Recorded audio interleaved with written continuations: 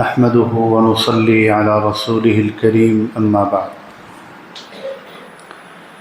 اللهم صل على محمد وعلى آل محمد كما صليت على إبراهيم وعلى آل إبراهيم إنك حميد مجيد اللهم بارك على محمد وعلى آل محمد كما باركت على إبراهيم وعلى آل إبراهيم إنك حميد مجيد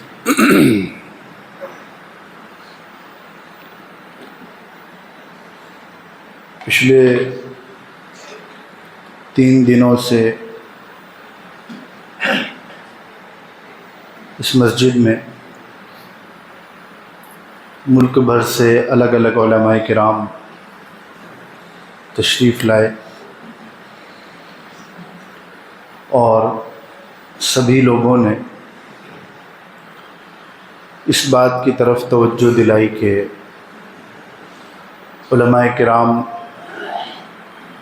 اور مسجدوں کے امام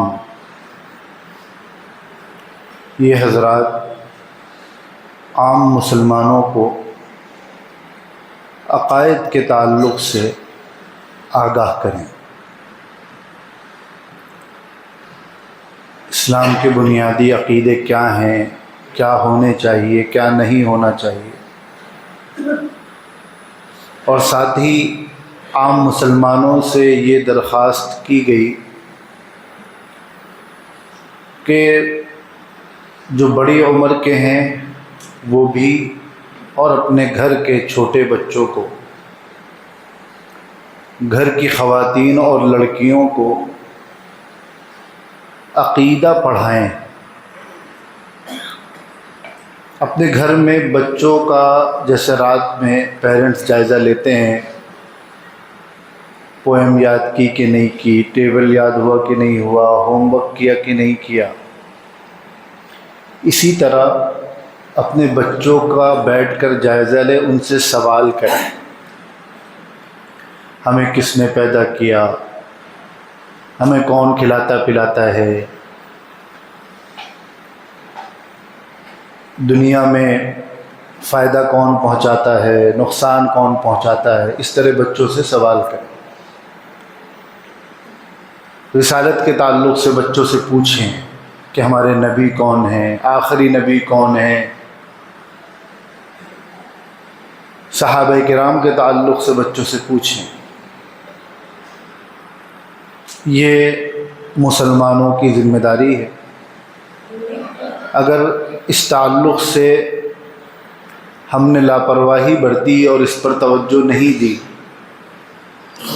نبی کریم صلی اللہ علیہ وسلم نے ارشاد فرمایا، جس کا مطلب یہ ہے کہ قیامت کے قریب فتنے بارش کی طرح برسیں گے، اور ایک موقع پر فرمایا کہ صبح کو انسان مسلمان ہوگا، شام کو کافر ہو جائے گا، شام کو مسلمان ہوگا، صبح کافر ہو جائے گا۔ جو لوگ عالمی حالات پہ نگاہ رکھتے ہیں ان کا یہ کہنا ہے کہ ایسا محسوس ہوتا ہے کہ حضور کی یہ بات آج ہی کے زمانے کے لیے تھی۔ کافر ہونے کا یہ مطلب نہیں ہے کہ وہ کفر کا اعلان کرے گا، وہ خود کو تو مسلمان سمجھ رہا ہوگا، لوگ بھی اس کو مسلمان سمجھ رہے ہوں گے، لیکن وہ اس کا اور اسلام کا دور دور کوئی واسطہ نہیں ہوگا۔ ہم اگر سمجھانے کے لیے کہیں کہ ایک دم ٹھیک ٹھاک مسلمان تھے، کسی ایسے آدمی کو سن لیا جو اسلام کے نام پر کچھ اور سکھا رہا تھا اور وہی سمجھ لیا، ہو گیا کام۔ تو اس لیے والدین کے لیے ضروری ہے کہ جو مسلمان ہونے کے لیے بنیادی عقائد ہیں انہیں پڑھیں۔ کتابیں انشاءاللہ تعالی اردو کے علاوہ ہندی اور انگریزی میں ہم کوشش کریں گے یہاں اویلیبل کرانے کی، منگوائیں گے، اور جب منگوائیں گے تو آپ حضرات کو اطلاع کر دیں گے۔ تو عقیدے سے متعلق جو بھی کتابیں ہوں ہندی، انگلش، اردو میں، انہیں لیں اور اپنے گھروں میں روزانہ اس کی تعلیم کرائیں، اپنے بچوں کو عقیدہ سکھائیں اور اپنے بچوں کو اس بات کا پابند کریں اور خود بھی اس پر عمل کریں کہ جو لوگ اس فیلڈ کے ماہر ہیں، علماء ہیں، ان سے، اس لائن سے ہم اپنا تعلق رکھیں، تو انشاءاللہ یہ جو باطل فتنے ہیں ان سے ہماری حفاظت رہے گی۔ بہرحال ہمارا جو ٹاپک چل رہا ہے سیرت پر، یہ بہت اہم ٹاپک ہے۔ جو شخصیت اس دنیا میں بھی اور دنیا کے بعد بھی ہمارا سب کچھ ہے، اگر ہم سوال کریں کہ کسی ایسے پوائنٹ کا، کسی ایسی جگہ کا نام بتاؤ کہ پورا کا پورا اسلام وہیں سے نکلا ہے، یعنی یوں کہا جائے کہ 0 پوائنٹ، جہاں سے بالکل وہ اسٹارٹ ہو رہی چیز، تو ہر کوئی یہی جواب دے گا کہ وہ ذات گرامی ہے جناب نبی کریم صلی اللہ علیہ وسلم، کہ قرآن بھی ہم کو انہی سے ملا، اللہ کا انٹروڈکشن بھی انہوں نے ہی کرایا، اسلام کے نام پر جو کچھ ہمارے پاس ہے، مرنے کے بعد زندہ ہونے کا جو کانسیپٹ ہے، اللہ کے سامنے جواب دہی کا جو احساس ہے، جنت جہنم کا کانسیپٹ، یہ سب کچھ انہی سے ملا ہے۔ ہم جو کچھ کرتے ہیں وہ انہی کے نام پر کرتے ہیں،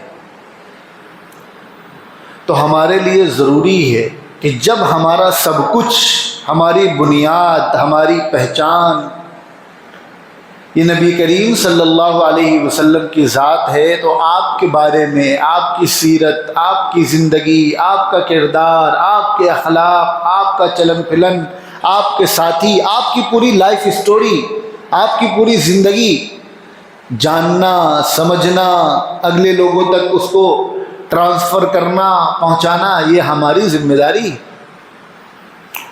اور کتنی عجیب بات ہے کہ بچپن سے جوانی اور جوانی سے بڑھاپا آ جاتا ہے، انسان دنیا سے چلا جاتا ہے، جس نبی کا نام لے کر پوری زندگی گزاری ان کے بارے میں پڑھتا ہی نہیں،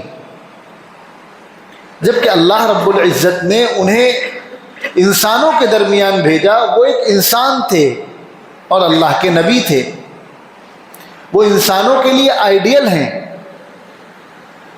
اس وجہ سے یہ طے کیا گیا، یہ عزم کیا گیا کہ ہمارے ساتھی بہت کہنے کے بعد بھی پتہ نہیں کتنے لوگ ہیں جو سیرت پر کتابیں پڑھیں، بڑی موٹی موٹی کئی جلدوں میں کتابیں ہوتی ہیں، اگر آدمی پڑھنا شروع کرے تو سالوں نکل جائیں گے، کیونکہ کسی کے پاس اتنا ٹائم تو ہے نہیں کہ صبح سے شام تک پڑھتا رہے۔ تو پھر ہم خود محنت کریں اور اس کا خلاصہ آ کر آدھے گھنٹے میں آپ کو بتلا دیں۔ اب آپ لوگوں کی یہ ذمہ داری ہوتی ہے کہ توجہ سے سنیں، اسے ذہنوں میں محفوظ کریں، بلکہ میں تو یہ چاہتا ہوں اگر پاسبل ہو سکے تو ہماری جو ینگ جنریشن ہے، ہمارے جو نوجوان ہیں، ان کو تو بالکل 12:45 بجے بیان شروع ہو رہا ہے تو 5 منٹ پہلے آ کر مسجد میں بیٹھ جائیں اور ساتھ میں نوٹ پیڈ اور پین بھی لے کر آئیں۔ یہ صرف تقریر نہیں ہے، جیسے کلاس میں لیکچر ہوتا ہے اور پھر بعد میں ایگزام ہوتا ہے اس کا، ہمارا تو یہ جی چاہتا ہے ایسی کوئی شکل ہو کہ ہمارے نوجوان اس کو ایز اے لیکچر سنیں، اور پھر ہم لوگ 6 مہینے کے بعد، سال بھر کے بعد ان کا امتحان بھی لیں کہ تم نے جمعہ میں جو کچھ سنا سیرت کے حوالے سے، کتنا سنا، کتنا سمجھے۔ بہرحال کبھی اللہ تعالیٰ نے توفیق دی تو ہم اس کی کوشش کریں گے، لیکن ہم اپنے ساتھیوں سے یہ کہتے ہیں کہ بھائی تھوڑا پہلے آ جائیں، 12:45 بجے بیان شروع ہو رہا ہے تو 5 منٹ پہلے آ جائیں۔ یہ بڑی محنتوں کے ساتھ یہ جمعہ کی تیاری ہوتی ہے، جو لوگ بھی کرتے ہیں، ضروری نہیں ہم تیاری کریں، ہم آپ کے سامنے جو لا کر پیش کرتے ہیں، کبھی کبھی ایسا ہوتا ہے کہ کسی دوسرے عالم نے پوری تیاری کر رکھی ہے، ہم نے اس کو لے لیا، نوٹ کر لیا اور وہ سبق کی طرح آپ کو آ کر سنا دیا۔ تو یہ بڑی قیمتی چیزیں ہیں جو ہمیں آسانی سے ملیں گی نہیں، کئی کتابوں کے مطالعے اور محنت کے بعد یہ چیز ملتی ہے کہ نبی کریم صلی اللہ علیہ وسلم کی پوری زندگی ہمارے سامنے بیان کی جا رہی ہے۔ اللہ تعالی ہم سب کو اس کی اہمیت سمجھنے کی توفیق عطا فرمائے۔ تذکرہ چل رہا تھا کہ نبی کریم صلی اللہ علیہ وسلم نے جب دین کی دعوت دی تو پہلے کون لوگ ایمان لائے، اسٹارٹنگ کہاں سے ہوئی، اور جو لوگ شروع میں ایمان لائے ان کی دین میں بڑی اہمیت ہے۔ قرآن نے انہیں السابقون الاولون کہا ہے، اور نبی کریم صلی اللہ علیہ وسلم نے نام لے کر ان کے جنتی ہونے کی بشارت دی ہے۔ ویسے تو جو بھی ایمان لے آیا وہ جنتی، جتنے بھی صحابہ ہیں سب جنتی، لیکن 10 وہ خوش قسمت صحابی جنہیں اللہ کے نبی نے نام لے کر ایک موقع پر کہا کہ ابو بکر فی الجنہ، عمر فی الجنہ، عثمان فی الجنہ، علی فی الجنہ، زبیر فی الجنہ، طلحہ فی الجنہ، یہ 10 صحابی جنہیں عشرہ مبشرہ کہا جاتا ہے، ان کا مقام تمام صحابہ میں سب سے افضل ہے۔ یعنی اگر یوں کہا جائے کہ مقام نبوت کے بعد سب سے بڑا مقام صحابیت ہے، مقام صحابیت میں سب سے بڑا مقام ان 10 صحابہ کرام کا ہے جنہیں عشرہ مبشرہ کہا جاتا ہے۔ ان میں 4-5 لوگ تو وہ ہیں جو پہلے سے اعلان نبوت سے پہلے ہی سیدنا حضرت ابو بکر کے دوست تھے، حضور کے بھی دوست رہے ہوں گے، حالانکہ اللہ کے نبی صلی اللہ علیہ وسلم کو تنہائی زیادہ پسند تھی، آپ غار حرا چلے جاتے تھے، میں نے بتلایا تھا، لیکن یہ لوگ حضور اکرم صلی اللہ علیہ وسلم کے دوست تھے حضرت ابو بکر، اور حضرت ابو بکر کا جو فرینڈ سرکل تھا وہ لوگ انتہائی شریف النفس لوگ تھے، بہت شریف، بہت سنجیدہ، بہت قاعدے کے۔ عرب کے اس جاہل معاشرے میں یہ لوگ یوں سمجھ لیں کہ فرشتہ تھے پہلے سے ہی، ایمان لانے سے پہلے۔ حضرت ابو بکر صدیق رضی اللہ عنہ نے سب سے پہلے اپنے ان دوستوں کو دین کی دعوت دی۔ یہ بات بتلائی گئی تھی گزشتہ جمعے کو کہ سب سے پہلے ایمان لانے والوں میں 4 نام آتے ہیں، حضرت خدیجہ، حضرت ابو بکر صدیق، حضرت علی اور حضرت زید بن حارثہ۔ حضرت زید بن حارثہ یہ کہیں اور کے رہنے والے تھے، آزاد تھے، ان کو کسی نے دھوکے سے یا زبردستی لا کر غلام بنا کر بیچ دیا تھا، تو یہ غلام نہیں تھے، یہ آزاد تھے، لیکن دھوکے سے ان کو غلام بنا لیا گیا تھا۔ تو آزاد غلاموں میں سب سے پہلے یہ ایمان لائے، اور جو غلام تھے حضرت بلال، غلاموں میں سب سے پہلے حضرت بلال ایمان لائے۔ اب 4 لوگوں کا نام آتا ہے سب سے پہلے ایمان لانے والوں میں، حضرت ابو بکر، خدیجہ، حضرت علی، حضرت زید۔ 5واں کون؟ یعنی ترتیب چل رہی ہے نا، حضور نے جب دین کی دعوت دی تو ترتیب بار کون کون لوگ ایمان لائے، تو اب 5ویں نمبر پر کون ایمان لایا؟ اس کے بارے میں سیرت نگاروں کی، سیرت نگار کہتے ہیں جن لوگوں نے سیرت لکھی، جن لوگوں نے سیرت کو پڑھا، جن کے سامنے روایات الگ الگ آئیں اور پھر انہوں نے اس سیرت کو پورا لکھا۔ میں آپ کو آسان سمجھانے کے لیے، سیرت نگار، سیرت لکھنے والے، سیرت بتانے والے ہزاروں کی تعداد میں ہوئے۔ سیرت نگار کہتے ہیں دو لوگوں کا نام لیتے ہیں، حضرت عثمان غنی رضی اللہ عنہ اور حضرت زبیر ابن عوام، لیکن زیادہ تر سیرت نگاروں کی رائے یہ ہے کہ 5ویں نمبر پر حضرت زبیر ابن عوام ایمان لائے۔ درمیان میں میں ایک بات اور ذکر کر دوں کہ بہت سارے نام صحابہ کرام میں آپ ایسے سنیں گے جو اس سے پہلے نہیں سنا ہوگا۔ ہمارے ایک رشتہ دار ہیں، گھر کے بڑے ہیں، وہ یہ کہتے ہیں کہ جو مشہور صحابہ کرام ہیں جنہیں سب لوگ جانتے ہیں، عام طور پر لوگ اپنے بچوں کے نام انہی کے نام پر رکھتے ہیں۔ ان کا یہ کہنا ہے جن صحابہ کرام کو لوگ نہیں جانتے، ہم لوگوں کو چاہیے ان کے نام رکھیں اپنے بچوں کے، تاکہ انہیں بھی لوگ جانیں۔ بھائی ظاہر ہے ہم اپنے بچے کا نام اگر ایسے صحابہ کے نام پر رکھیں گے جنہیں ہم نہیں جانتے تو ان کے بارے میں جاننے کی کوشش کریں گے۔ تو یہ درمیان میں ایک بات آ گئی۔ تو حضرت زبیر ابن عوام یہ 5ویں نمبر پر ایمان لانے والے صحابی ہیں۔ حضور اکرم صلی اللہ علیہ وسلم کے پھوپھی ذات بھائی ہیں۔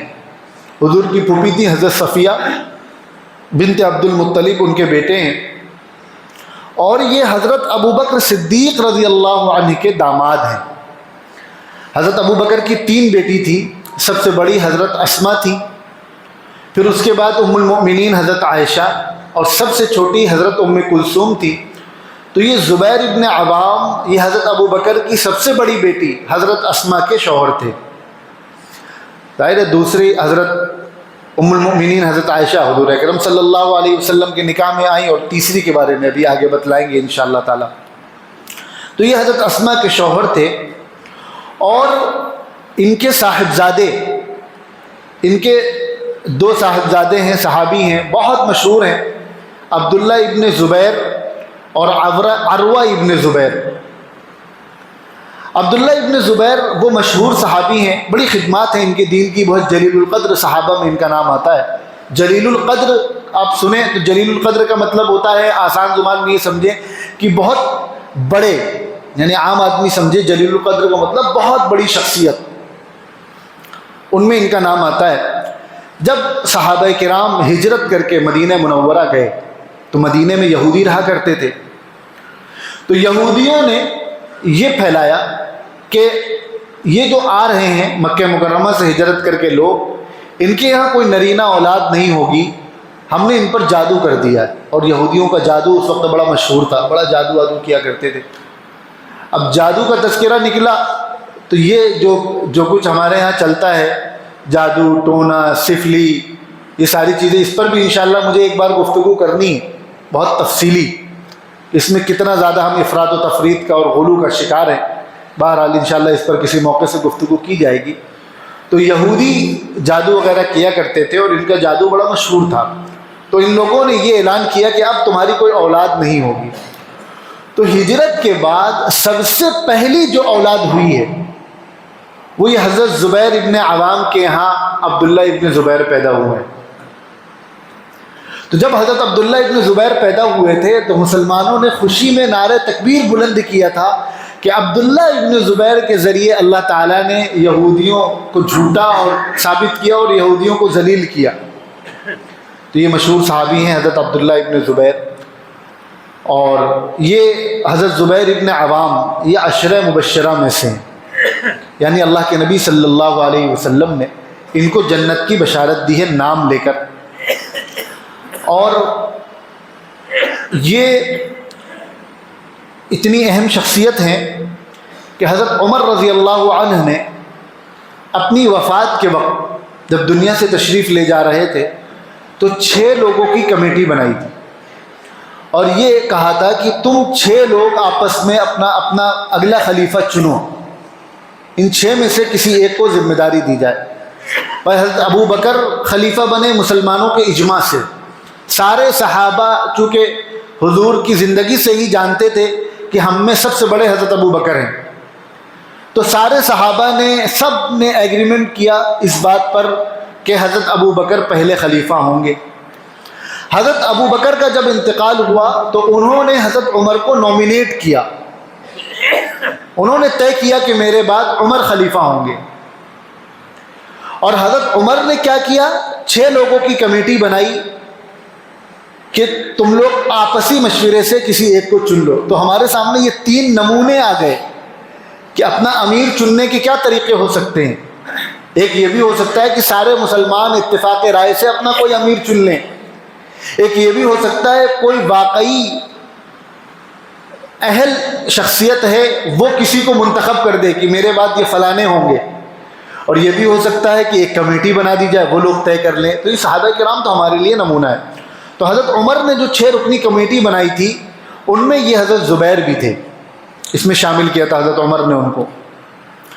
اور اللہ کے نبی صلی اللہ علیہ وسلم نے غزوہ بدر سے پہلے، اسلام کی سب سے پہلی جنگ غزوہ بدر ہے، جنگ بدر، اور اس کی اتنی اہمیت ہے کہ 313 کے اس سے پہلے 13 سال تو خالی مشقتیں برداشت کی ہیں مکہ مکرمہ میں، تکلیفیں برداشت کی، بائیکاٹ برداشت کیا، بالآخر ہجرت کر کے مدینہ آ گئے اپنا وطن چھوڑ کر۔ اب اللہ تعالیٰ نے حکم دیا کہ اب تمہیں یہ حکم دیا جا رہا ہے کہ تم اپنے دفاع کے لیے نکلو، جواب دو ان کو۔ اب تک تو اجازت ہی نہیں تھی جواب دینے کی۔ تو یہ اسلام کی پہلی جنگ ہے۔ سوچیے مسلمانوں کے دلی جذبات کیا رہے ہوں گے کہ 13 سال تک جن لوگوں نے جینا حرام کر رکھا تھا اور صرف ایک اللہ کا نام لینے پر جن لوگوں کی وجہ سے ہمیں اپنا وطن چھوڑنا پڑا، آج پہلی مرتبہ ان کے خلاف میدان میں نکل رہے ہیں، کیا کیفیت رہی ہوگی، کیا ایموشنز ہوں گے۔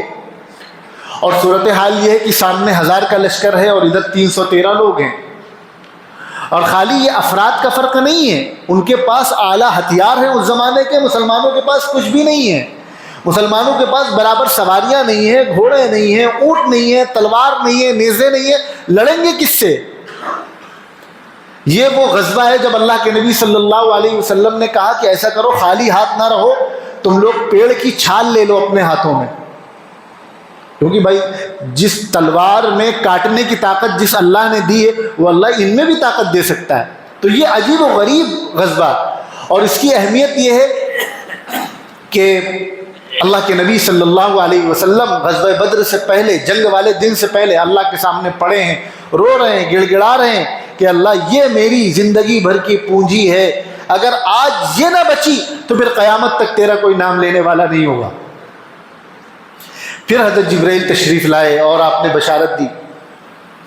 تو یہ بدر ہے، اسی لیے صحابہ کرام میں جو ترتیب ہے نا فضیلت کی، اس میں حضرات خلفائے راشدین اور بقیہ 6 ملا کر یہ 10 مبشرہ، اس کے بعد دوسری سب سے بڑی فضیلت ان صحابہ کرام کی ہے جو بدر میں شریک تھے، غزوہ بدر میں۔ تو اللہ کے نبی صلی اللہ علیہ وسلم نے بدر کی جنگ سے پہلے جو الگ الگ مہم پہ لوگوں کو روانہ کیا تھا، اس میں ایک مہم پہ ان کو بھی روانہ کیا تھا، اور ان کی جو نام دیے گئے تھے الگ الگ ٹولیوں کو، تو ان کی ٹولی کا نام سریہ زبیر تھا۔ اور اسلام میں سب سے پہلے تلوار اٹھانے کی جو شرف ملا ہے وہ حضرت زبیر کو ملا ہے، سب سے پہلی جو سعادت ہے۔ اب قیامت تک جب جب اسلام کے نام پر ہتھیار یعنی حقیقی اللہ کے حکم کے مطابق جب جب تلوار یا بندوق نکالی جائے گی تو اس کا سب کا ثواب ان کو ملے گا، کیونکہ اس نیک کام کی بنیاد انہوں نے ڈالی۔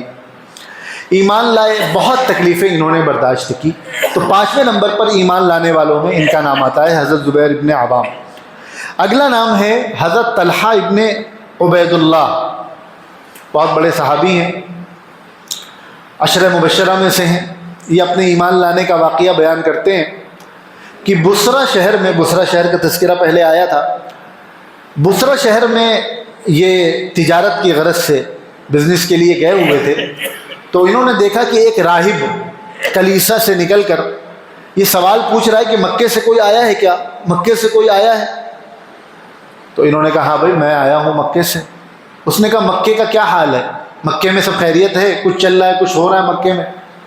تو انہوں نے پوچھا خیریت تو، اچانک اس کو مکے کا اس طرح کیوں پوچھ رہا ہے جیسے کچھ ہو گیا ہو مکے میں؟ انہوں نے کہا ہاں سب خیریت ہے۔ کیوں؟ تو اس نے کہا کہ اصل میں وہ ٹائم آ گیا ہے جب آخری نبی کو پیدا ہونا تھا، آخری نبی کا جو زمانہ بتلایا گیا ہے، جو ٹائمنگ بتلائی گئی ہے، وہ ٹائم آ چکا ہے۔ تو ان کو فکر ہوئی، مکہ مکرمہ واپس پہنچے، سیدھے اپنے دوست حضرت ابوبکر صدیق کے پاس گئے، یہ بھی حضرت ابوبکر کے دوست تھے، ان سے پوچھا، نہیں پہلے انہوں نے مکے میں جا کے لوگوں سے معلوم کیا تو پتہ چلا ہاں ایک شخص ہے عبد المطلب کا پوتا، وہ کہتا ہے کہ میں اللہ کا نبی ہوں، اور حضرت ابو بکر کے والد کا نام لے کر کہا کہ ان کا بیٹا ان کی تصدیق کرتا ہے، ان کو مانتا ہے۔ تو یہ پہنچے حضرت ابو بکر کے پاس، ان سے پوچھا، پھر حضرت ابو بکر ان کو لے کر نبی کریم صلی اللہ علیہ وسلم کے پاس گئے، تو پھر حضرت ابو بکر کے ہاتھ پر یہ ایمان لائے. یہ عشرہ مبشرہ میں سے ہیں اور بدر کے شرکا میں سے ہیں. غزوہ بدر میں یہ جو میں نے آپ کو بتلایا کہ صحابہ کرام میں عشرہ مبشرہ کے بعد سب سے بڑا مقام شرکائے بدر کا ہے. ان میں 8 لوگ ایسے تھے جو جنگ میں شریک نہیں ہو سکے تھے. اللہ کے نبی صلی اللہ علیہ وسلم نے ان کو کسی کام سے بھیجا تھا، لیکن ان کی یہ فضیلت ہے کہ خود رسول اللہ صلی اللہ علیہ وسلم نے فرمایا کہ طلحہ یہ بدر کے ثواب میں شریک ہیں، اس لیے شرکائے بدر میں ان کا نام شمار کیا جاتا ہے. جیسے حضرت عثمان غنی، یہ بھی براہ راست جنگ میں شریک نہیں ہو سکے تھے. ان کی اہلیہ حضور کی بیٹی کی طبیعت بہت زیادہ خراب تھی، تو اللہ کے نبی صلی اللہ علیہ وسلم نے انہیں روکا تھا ان کی تیمارداری کے لیے.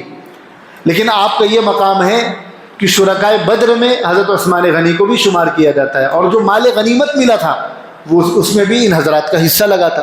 تو یہ حضرت طلحہ کی فضیلت ہے کہ اللہ کے نبی نے ان کو کسی اور کام سے روانہ فرمایا، لیکن بدر کے ثواب میں یہ برابر کے شریک ہیں. اور یہ بھی حضرت ابو بکر کے داماد ہیں. حضرت ابو بکر کی جو سب سے چھوٹی بیٹی حضرت ام کلثوم ہے، یہ ان کے شوہر ہیں، اور عجیب غریب شخصیت کے مالک. ایک تو بہت سخی تھے، بہت زیادہ اللہ کے راہ میں خرچ کرنے والے، لوگوں کی مدد کرنے والے. اسی لیے اللہ کے نبی نے غزوہ احد کے موقع پر، اسلام کی جو دوسری جنگ ہے، اس موقع پر ان کو فرمایا تھا طلحۃ الجود. جود کے معنی سخاوت. غزوہ احد کے موقع پر انہوں نے جس جانثاری سے نبی کریم صلی اللہ علیہ وسلم کی حفاظت کی ہے، وہ اپنے آپ میں پڑھنے کی چیز ہے. اور غزوہ احد میں بھگدڑ مچ گئی تھی. ایک وقت ایسا آیا جیسے لگا مسلمانوں کو شکست ہو گئی. جناب نبی کریم صلی اللہ علیہ وسلم کے تعلق سے یہ افواہ اڑ گئی کہ آپ شہید ہو گئے. عجیب و غریب کیفیت ہو گئی. مسلمانوں میں ہاہاکار مچ گیا، لوگ بھاگنے لگے، ہمتیں پست ہونے لگیں. وہ موقع ہے جب یہ طلحہ ابن عبید اللہ ہیں، جو نبی کریم صلی اللہ علیہ وسلم کی جنہوں نے حفاظت کی ہے اور بہت زبردست جانثاری کے ساتھ لڑائی لڑی ہے. قرآن کریم کی جب یہ آیت نازل ہوئی، منہم من قطع نحبہ، یعنی وہ لوگ جنہوں نے اللہ اور اس کے رسول سے کیا ہوا وعدہ پورا کیا، جنہوں نے وعدہ وفا کیا. جب یہ آیت نازل ہوئی تو ایک صاحب آئے نبی کریم صلی اللہ علیہ وسلم کے پاس کہ اس آیت سے کون لوگ مراد ہیں، کون ہے ایسا جس کے بارے میں اللہ کہہ رہے ہیں کہ اس نے وعدہ پورا کر دیا، اس نے وعدہ وفا کر دیا. تو اس وقت حضور نے کوئی جواب نہیں دیا، خاموش رہے. مجلس لگی تھی، اچانک حضرت طلحہ داخل ہوئے تو حضور نے فرمایا یہ وہ ہے شخص جس کے بارے میں یہ آیت نازل ہوئی ہے، جس نے اپنا وعدہ پورا کر دیا. اور یہ حضرت عمر رضی اللہ عنہ بھی ان کی بڑی تعریف کیا کرتے تھے غزوہ احد کے ہی حوالے سے، اور ان کو صاحب الاحد کہتے تھے کہ احد کا سارا خیر، ساری کی ساری برکتیں تو طلحہ نے ہی لوٹ لی. یہ نبی کریم صلی اللہ علیہ وسلم کے ارد گرد اپنے گھوڑے سے تلوار سے مقابلہ کر رہے تھے کہ کوئی آ نہ سکے. رسول اکرم صلی اللہ علیہ وسلم ان کو دیکھ رہے تھے. آگے بھی اور بھی ان کی فضیلتیں ہیں. اسی طرح یہ جو نبی کریم صلی اللہ علیہ وسلم کے ہمزلف بھی تھے، یعنی حضور کی ام المؤمنین ہیں حضرت زینب، ان کی بہن ہیں حضرت حمنہ. یہ طلحہ حضرت حمنہ کے شوہر ہیں، حضور کے ہمزلف ہیں. اور یہ حضرت ابو سفیان رضی اللہ عنہ جو حضرت امیر معاویہ رضی اللہ عنہ کے والد ہیں، ان کے بھی ہمزلف ہیں. حضرت سفیان کی جو زوجہ تھی حضرت ہندہ رضی اللہ عنہ، صحابیہ تھی. ان کے والد تھے عتبہ کی جو دوسری بیٹی تھی، یعنی حضرت ہندہ کی جو بہن تھی، ان کے یہ شوہر تھے. ان کا نام ام ابان تھا. اب سنیے کام کی بات. ام ابان یہ بڑے گھرانے کی عورت تھی اور بڑا نام تھا ان کا پورے مکہ مکرمہ میں. بڑے بڑے پیسے والے لوگوں نے ان کے لیے رشتہ بھیجا تھا، لیکن انہوں نے سب کے رشتے ٹھکرا دیے تھے. حضرت طلحہ نے بھی رشتہ بھیجا اور انہوں نے ان کا رشتہ ایکسیپٹ کر لیا. بعد میں کسی نے ان سے پوچھا کہ تمہارے پاس اتنے بڑے بڑے لوگوں کے رشتے آئے مکے کے، تم نے سب کو منع کر دیا اور طلحہ کو قبول کر لیا، کیا وجہ رہی؟ تو ام ابان نے ان کی 5 صفتیں ذکر کی کہ طلحہ کے اندر 5 خوبیاں ہیں جس کی وجہ سے میں نے اس رشتے کو قبول کر لیا۔ وہ 5 خوبیاں کیا ہیں؟ ایک خوبی یہ بیان کی کہ جب بھی گھر میں داخل ہوتے ہیں تو مسکراتے ہوئے ہنستے ہوئے داخل ہوتے ہیں، اور جب بھی گھر سے نکلتے ہیں تو مسکراتے ہوئے نکلتے ہیں۔ ہم ذرا دیکھیں کتنی زبردست خوبی ہے یہ۔ اگر کوئی آدمی اس کی عادت ڈال لے تو اس کے گھر میں کبھی جھگڑا نہ ہو، کہ جب گھر میں داخل ہوتے ہیں تو ہنستے ہوئے داخل ہوتے ہیں، گھر سے نکلتے ہیں تو مسکراتے ہوئے نکلتے ہیں۔ اسی طرح فرمایا کہ جب آپ سے ان سے کچھ مانگا جائے تو بخل نہیں کرتے، دل کھول کر خرچ کرتے ہیں، اور اگر کوئی نہ مانگے تو مانگنے کا انتظار نہیں کرتے، بن مانگے دے دیتے ہیں۔ اور 5ویں چیز فرمائی کہ اگر ان کی کوئی خدمت کر دی جائے تو بہت شکریہ ادا کرتے ہیں، بہت احسان مند ہوتے ہیں۔ کتنی زبردست خوبیاں ہیں۔ اگر کم سے کم ہم لوگ اپنے گھر کے اندر، بیویاں اپنے شوہر کے لیے، شوہر اپنے بیوی کے لیے، یا گھر کے دیگر افراد کے لیے یہ صفات ہم لوگ اختیار کر لیں کہ گھر میں ہنستے ہوئے داخل ہو رہے ہیں، مسکراتے ہوئے نکل رہے ہیں، اور سخاوت کر رہے ہیں، ضرورت دیکھ کر بغیر مانگے دے رہے ہیں، اور اگر کوئی ہماری خدمت کر رہا ہے اس کا شکریہ ادا کر رہے ہیں، تو یقیناً اس کی بہت برکتیں دیکھنے کو ملیں گی۔ تو یہ 5 صفات ام ابان نے حضرت طلحہ کی ذکر کی۔ جب یہ ایک صفت یہ ذکر کی کہ اگر کوئی غلطی ہو جائے تو معاف کر دیتے ہیں، پھر زیادہ دیر دل پہ لے کر نہیں بیٹھتے کہ بس دل پہ لے لیا تو اب 2 دن ناراض ہو گئے تو گھر میں آنا بند، چہرہ دیکھنا گوارا نہیں کر رہے ہیں، تمہارے ہاتھ کا کھائیں گے نہیں، یہ سب نہیں۔ غلطی ہو گئی، ٹھیک ہے، انسان ہو، غلطی ہم سے بھی ہوتی ہے، تم سے بھی ہوتی ہے، معاف کر دیتے ہیں۔ تو یہ خوبیاں ان کے ذکر کی۔ یہ جب ایمان لائے تو ان کی عمر 16 سال یا 17 سال یا 18 سال، الگ الگ روایتیں آتی ہیں، یہ ان کی عمر تھی۔ 7واں نام آتا ہے حضرت سعد ابن ابی وقاص کا۔ یہ بھی صحابی رسول ہیں۔ انہوں نے خواب دیکھا۔ انہوں نے خواب یہ دیکھا کہ پورے مکے میں اندھیرا ہو گیا ہے، ہر طرف اندھیرا ایمان لانے سے پہلے، اور اچانک ایک چاند طلوع ہوا، ایک چاند نکلا جس کی روشنی بہت اچھی ہے، اور میں اس چاند کی طرف چلنے لگا، جانے لگا اس چاند کی طرف۔ تو یہ کہتے ہیں کہ میں نے دیکھا کہ مجھ سے پہلے حضرت ابو بکر، حضرت زید، حضرت علی، 3 لوگوں کا نام لیا کیونکہ انہی کا گروپ تھا، حضرت ابو بکر کے دوست تھے۔ تو انہوں نے کہا کہ میں نے دیکھا کہ ابو بکر، علی اور زید یہ مجھ سے پہلے وہاں چاند تک پہنچ چکے ہیں۔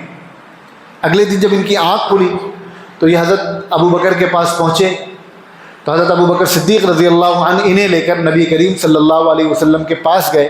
آقا صلی اللہ علیہ وسلم نے ان کو دین کی دعوت دی اور یہ ایمان لائے۔ میں نے حضرت طلحہ کے واقعے میں یہ بتلایا تھا کہ حضرت ابو بکر ان کو لے کر حضور کے پاس گئے، وہ بعد میں گئے ہوں گے، لیکن یہ ایمان حضرت طلحہ حضرت ابو بکر کے ہاتھوں میں لے آئے تھے۔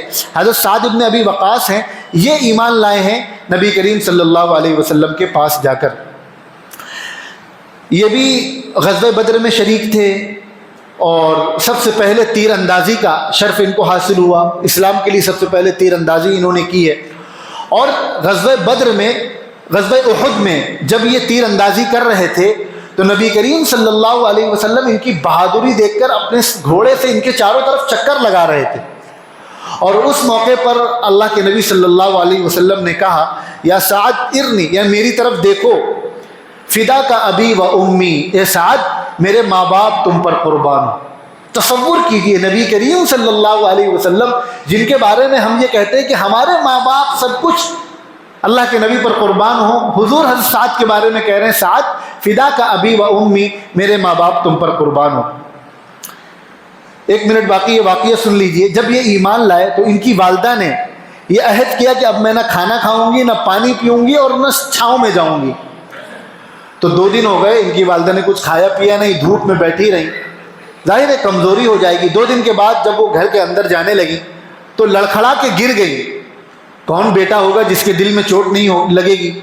اس موقع پر حضرت سعد نے اپنی والدہ کو مخاطب کر کے کہا کہ میرا آپ کا جو رشتہ ہے، میری آپ کی جو محبت ہے وہ آپ بھی جانتی ہیں، میں بھی جانتا ہوں، لیکن اگر یہ آپ کی ایک جان ہے جس کو آپ تکلیف دے رہی ہیں، ایسی اگر 100 جان بھی ہو 100 جان بھی ہو اور ایک کے بعد ایک اسی طرح اس وجہ سے آپ اس جان کو نقصان پہنچائیں کہ میں نے محمد رسول اللہ کا کلمہ پڑھ لیا ہے، آپ اس وجہ سے مجھے بلیک میل کریں کہ میں اس سے پھر جاؤں، تو یاد رکھیے یہ ایک جان نہیں 100 جان بھی اسی طرح آپ ضائع کر دیں گی تو میں اب اس دین سے پھرنے والا نہیں ہوں۔ تو ان کی والدہ نے جب یہ سنا تو انہیں لگا کہ بھائی یہ تو بہت مضبوط ایمان لا چکا ہے، لہذا انہوں نے اپنا یہ چھوڑ دیا، جو اعلان کیا تھا کہ میں کھاؤ پیوں گی نہیں، اس کو چھوڑ دیا۔ تو یہ حضرات تھے، ابھی جو بقیہ حضرت ابو ذر غفاری ہیں اور بھی لوگ ہیں، ان کا تذکرہ انشاءاللہ اگلے جمعے میں تفصیل کے ساتھ آئے گا۔ سنتیں پڑھ لی۔